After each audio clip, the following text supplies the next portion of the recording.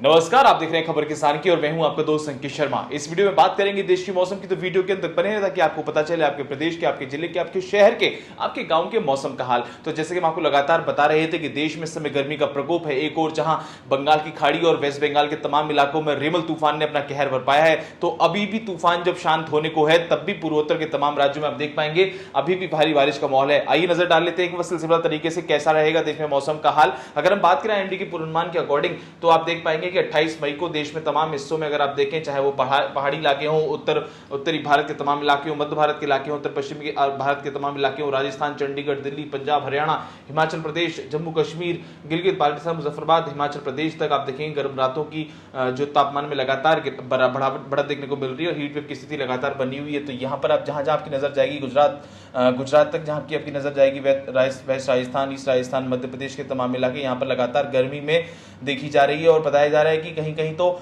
जो तापमान है 46 से लेकर 48 डिग्री तक पहुंच गया है। तो आप देख पाएंगे वेस्ट मध्य प्रदेश में भी यही स्थिति है।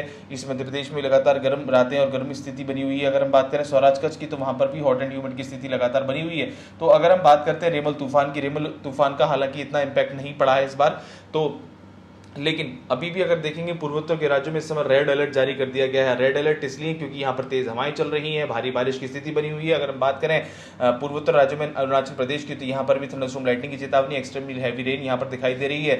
नागालैंड, मिजोरम, मणिपुर, त्रिपुरा के साथ साथ असम, मेघालय में भी गंभीर स्थिति बनी हुई है। लगातार यहाँ पर तेज हवाएं और भारी बारिश की चेतावनी IMD ने दी गई है। अगर हम बात करें सिक्किम, वेस्ट बंगाल के इलाकों की, तो यहाँ भी हैवी रेन और थंडरस्टॉर्म लाइटनिंग की चेतावनी है। और अगर हम बात करें देश के अन्य इलाकों की, दक्षिण की बात करते हैं, जैसे कि आपको पता ही है कि 3 से 4 दिन के अंदर अब दक्षिण पश्चिमी मानसून एंट्री कर देगा, यानी मानसून की जो है वो एंट्री हो जाएगी देश के अंदर। और होगी कहां से? केरल से। अगर हम बात करें केरल की, तो अभी भी वहां पर हैवी रेन और एक्सट्रीमली हैवी रेन के साथ साथ थंडरस्टॉर्म लाइटनिंग की चेतावनी है। अगर हम बात करते हैं आने वाले 24 घंटे में देश में कैसा रहेगा मौसम का हाल, तो आप देख पाएंगे अगर हम 29 मई की बात करते हैं, तो 29 मई में देश में जो गतिविधियां हो रही हैं वो बारिश की कहां हो रही है? पूर्वोत्तर के राज्यों में, दक्षिण के तमाम इलाकों में। बल्कि अगर हम बात करें उपहिमालय क्षेत्रों में, तो आप देख पाएंगे जम्मू कश्मीर, लद्दाख, गिलगित बाल्टिस्तान, मुजफ्फराबाद, हिमाचल प्रदेश के तमाम इलाकों में हीट वेव की स्थिति बनी हुई है। यहाँ पर लगातार तापमान में बढ़त देखने को मिल रही है और कहीं से भी कोई ऐसी खबर नहीं आ रही कि जहां पर लोग राहत की खबर ले सकें। और अभी भी देश में नौतपा चल रहा है, तो गंभीर स्थिति जो है गर्मी की वो बनी हुई है।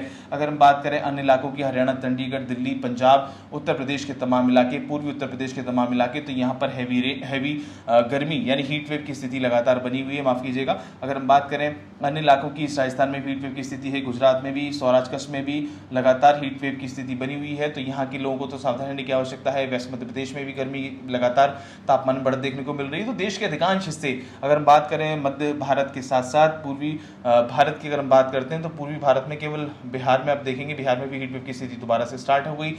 सिक्किम, वेस्ट बंगाल में भी हैवी रेन की स्थिति, थंडरस्टॉर्म लाइटनिंग की चेतावनी है।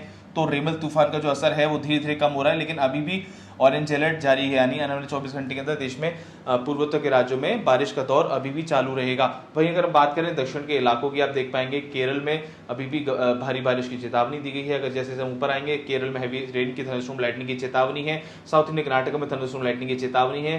कोस्टल कर्नाटक में थंडरस्टॉर्म लाइटनिंग की चेतावनी है। अन्य इलाकों की बात करें, नॉर्थ इंडियन कर्नाटक में थंडरस्टॉर्म लाइटनिंग की चेतावनी है। महाराष्ट्र में मौसम साफ है, मराठवाड़ा में मौसम साफ है, तेलंगाना में मौसम साफ है, रायलसीमा में मौसम साफ है, कोस्टल आंध्र प्रदेश में मौसम साफ है, तमिलनाडु, पुडुचेरी में मौसम साफ है। तो आने वाले 3 से 4 दिन अगर हम बात करते हैं 28 की और 29 मई की अगर हम बात करते हैं, तो आने वाले दिनों में, यानी कि अगर हम बात करते हैं जैसे कि मौसम का पूर्वानुमान था 30 मई के आसपास, 30 मई और 1 जून के आसपास दक्षिण में जो है मानसून की एंट्री हो जाएगी। और देश के तमाम इलाकों में भी 3 से 4 दिन और मई के एंड तक अभी भी गर्मी का जो प्रकोप है वो लगातार जारी रहेगा। खासकर हरियाणा, चंडीगढ़, दिल्ली, पंजाब, उत्तर प्रदेश, राजस्थान के तमाम इलाके, गुजरात के तमाम इलाके, पूर्वी उत्तर प्रदेश के कुछ इलाकों में इस समय हीट वेव की स्थिति बनी रहेगी। और देश के किसानों के लिए बताया जाता है कि नौतपा जो है या फिर ये जो गंभीर हीट वेव की स्थिति है, ये देश के किसानों की जो कृषि भूमि होती है, एग्रीकल्चर जो लैंड होती है, उसके लिए काफी अच्छी मानी जाती है। बताते हैं कि जो इसमें जो इस समय खेत की जुताई करता है, खेत में पलटा लगाता है, तो उसकी मिट्टी के अंदर जो भी सूक्ष्म ऐसे तत्व होते हैं जो उसकी मिट्टी को नुकसान पहुंचाते हैं, जो भी ऐसे वायरस होते हैं जो उसकी मिट्टी को नुकसान पहुंचाते हैं, वो डायरेक्ट सन के कांटेक्ट में आने पर वो डिस्ट्रॉय हो जाते हैं, वो खत्म हो जाते हैं, वो एक्टिव नहीं रहते। तो ये जो भले ही गंभीर स्थिति है आम जनमानस के लिए, आम लोगों के लिए, हम सब के लिए, लेकिन ऐसे में किसान के लिए ये काफी अहम समय रहता है। हम देखते भी हैं कि लू जितनी चलती है इस दौरान वो जितना जितने भी फलदार जो बेरी होती हैं, जैसे कि अब बात करें खरबूज की, तरबूज की, तो वो इस मौसम में ज़्यादा मीठी होती हैं लू जब चलती है। तो आशा करते हैं ये वीडियो आपको जरूर पसंद आएगी। खेती किसानी से जुड़ी तमाम खबरों के लिए आप देखते रहें खबर किसान की। धन्यवाद।